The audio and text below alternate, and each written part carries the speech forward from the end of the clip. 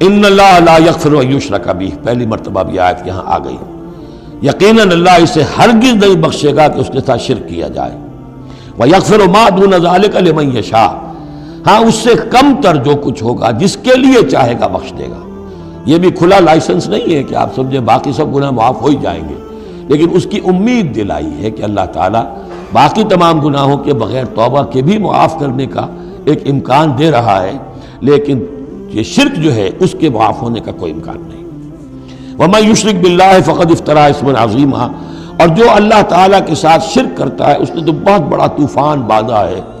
اللہ تو ایک اللہ ہے، اس کے ساتھ جس کا بھی آپ تذکرہ کرتے ہیں جھوٹ ہے، افتراء ہے، بہتان ہے، اور اس کے سوا کچھ نہیں۔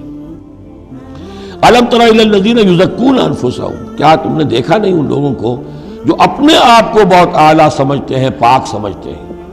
یہ وہی جو فلسفہ میں بیان کر چکا ہوں کہ یہ یہودی سمجھتے ہیں کہ we are the chosen people of the Lord. سورہ مائدہ میں آ جائے گا نحن ابناء اللہ واحباؤہ، ہم تو اللہ کے بیٹوں کی طرح ہیں، بلکہ اس کے بہت ہی چہیتے ہیں، لاڈلے ہیں۔ اور دوسرے جو ہیں گوئمز اور جینٹائلز، یہ تو دیکھنے میں انسان نظر آتے ہیں، حقیقت میں حیوان ہیں، گندے لوگ ہیں۔ ان کو تو جس طرح کھاؤ، لوٹو، گسوٹو، ان کو جس طریقے سے دھوکہ دو، ان کو بائی ہوک بائی کروک جو بھی ان سے استحصال ہو، جس طرح بھی کر سکو کرو۔ ان کے بارے میں تو لیس علینا فی الامیین سبیل، ان کے بارے میں ہم پر کوئی گرفت ہے ہی نہیں، ہم سے کوئی محاسبہ ہوگا ہی نہیں۔ جیسے ہرن ہے، پھر رہا ہے، آپ نے شکار کیا، کھا لیا، کون پوچھے گا آپ سے؟ اسی طرح یہ انسان نما حیوان ہے، جو چاہو کرو ان کے ساتھ۔ بل اللہ یزکی من یشاء، یہ تو اللہ تعالیٰ ہی پاک کرتا ہے جس کو چاہتا ہے۔ ولا یظلمون فتیلا، یہ تمہارے کہنے سے تم پاک نہیں ہو جاؤ گے، اونچے نہیں ہو جاؤ گے، اعلیٰ عرفہ نہیں ہو جاؤ گے۔ ہاں کہ ظلم نہیں کیا جائے گا ان پر کچھ بھی، فتیل کے برابر بھی۔ دھاگا، فتیل اصل میں کہتے ہیں کہ جو آپ نے دیکھا ہوگا آج کل تو کھجوریں کھاتے ہیں تو کھجور کی گٹھلی کے ساتھ ایک چھوٹا سا دھاگا لگا ہوتا ہے کہ جس سے بقیہ کھجور کے ساتھ اس کا تعلق ہوتا ہے، تو گٹھلی کی ناف کے ساتھ سمجھ لیجئے وہ فتیل ہے۔ اب ظاہر بات ہے کہ اس زمانے میں جو چھوٹی سی چھوٹی چیزیں لوگوں کے مشاہدے میں آتی تھی تو کسی چیز کے چھوٹے ہونے کے لیے مثال وہیں سے لی جا سکتی تھی۔ انظر کیف یفترون علی اللہ الکذب، دیکھو کیسے یہ لوگ اللہ پر جھوٹ باندھ رہے ہیں۔ وکفی بہ اسما مبینا، اور یہی گناہ کافی ہے، یعنی ان کی گرفت کے لیے اور ان کے عذاب دینے کے لیے یہی ایک بات کافی ہے جو انہوں نے گھڑ لی ہے۔ الم تر الی الذین اوتوا نصیبا من الکتاب، کیا تم نے دیکھا نہیں ان لوگوں کو جنہیں کتاب میں سے ایک حصہ دیا گیا تھا؟ یؤمنون بالجبت والطاغوت وَيَقُولُونَ لِلَّذِينَ كَفَرُوا هَؤُلَاءِ أَهْدَىٰ مِنَ الَّذِينَ آمَنُوا سَبِيلًا، وہ ایمان لاتے ہیں بتوں پر اور شیطان پر، طاغوت پر، اور کہتے ہیں ان لوگوں کے سے کہ جنہوں نے کفر کیا، یعنی مشرکین، هَؤُلَاءِ أَهْدَىٰ مِنَ الَّذِينَ آمَنُوا، ان اہل ایمان سے تو یہ زیادہ ہدایت پر ہیں، تو اہدیٰ سبیلا، یہ لوگ زیادہ راستے پر برحق ہیں۔ یہ ہوتا ہے زدہ زدہ میں۔ اب ظاہر بات ہے انہیں معلوم تھا کہ محمد اور ان کے ساتھی صلی اللہ علیہ وسلم ورضی اللہ عنہم وہ کن کن چیزوں میں ان سے مشابہ تھے۔ توحید ہے، ایمان بالآخرہ ہے، موسیٰ کے ماننے والے ہیں، تورات کے ماننے والے، لیکن جب زدم زدہ آتی ہے تو کہتے ہیں یہ مشرک بھی بہتر ہے ان مسلمانوں سے، تو ان کا دین بہتر ہے، یہ تو گویا کہ بالکل ہی کسی حیثیت ان کی ہے ہی نہیں۔ اور اس میں ظاہر بات ہے کچھ کہہ بیٹھتے ہو کہ ہاں جی آخر آپ کے بتوں میں بھی کچھ نہ کچھ تو ہے نا، لیکن یہ کہ یہ مسلمانوں کے پاس تو کچھ بھی نہیں، یہ تو سرے سے خالی۔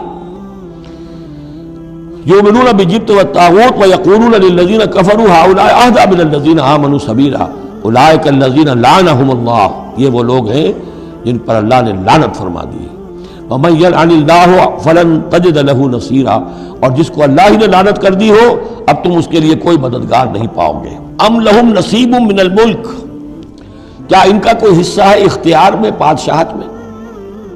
یعنی جو تقسیم کر لی ہے کہ یہ سب کچھ ہمارے لیے ہے، باقی انسان جو ہیں وہ گوئمز ہیں، جینٹائلز ہیں، یہ کس اختیار سے کیا؟ ان کے پاس اختیار ہے یہ انسانوں میں یہ تقسیم اور تفریق۔ ام لہم نصیب من الملک، بادشاہی جو ہے، مالک الملک اللہ ہے، کیا انہوں نے کوئی اختیار ان کو اس سے ملا ہوا ہے ان کے پاس؟ فَإِذَا لَا يُؤْتُونَ النَّاسَ نَقِيرًا، اگر ایسا کہیں ہوتا تو یہ کسی ایک انسان کو تل کے برابر بھی کوئی شے دینے کو تیار نہ ہوتے اگر ان کا اختیار ہوتا۔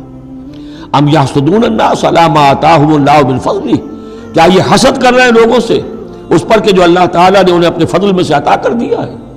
قرآن عطا کر دیا امیین میں، آخری نبی بھیج دیا امیین میں جنہیں حقیر سمجھتے تھے، اب اس پر حسد ہے، اس کی آگ میں جل رہے ہیں۔ ام یحسدون الناس علی ما آتاہم اللہ من فضلہ فقد آتینا آل ابراہیم الکتاب والحکمت وآتیناہم ملکا عظیما، تو ہم نے آل ابراہیم کی نسل کو عطا فرمائی کتاب بھی، حکمت بھی، اور انہیں بہت بڑی حکومتیں بھی دی۔ یعنی تمہیں بھی اگر ملی تھی تو ابراہیم کی نسل ہونے کے ناطے سے ملی تھی، کتاب ملی، تورات ملی، انجیل ملی، تو یہ جو دوسری نسل ہے یہ بھی تو اسی ابراہیم کی نسل ہے۔ آتینا آل ابراہیم الکتاب والحکمت، ہاں بنی اسرائیل کو کتاب علیحدہ ملی، حکمت علیحدہ ملی، تورات علیحدہ تھی، انجیل علیحدہ تھی، اور یہاں کتاب اور حکمت ایک ہی جگہ پر قرآن میں اللہ نے جمع کر دی ہے بتمام و کمال، اور ایک ہی جگہ پر جمع۔ وآتیناہم ملکا عظیما، تو جیسے ان کو ملک عظیم دیا تھا اب ہم ان مسلمانوں کو اس سے بڑا ملک دیں گے۔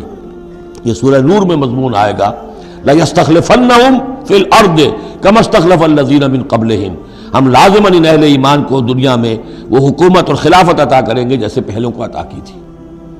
وَمِنْهُمْ مَنْ آمَنَ بِهِ وَمِنْهُمْ مَنْ صَدَّ عَنْهُ، تو ان میں سے کوئی وہ بھی ہیں جو ایمان لے آئے ہیں یا لے آئیں گے، جن کے دلوں میں کچھ رمق ہے، اور ان میں وہ بھی ہیں جو رک گئے ہیں، کھڑے رہ گئے ہیں، ہٹ گئے ہیں۔ وَكَفَىٰ بِجَهَنَّمَ سَعِيرًا، اور ایسے لوگوں کے لیے ان کو پھونکنے کے لیے بھڑکتی ہوئی آگ کافی ہے۔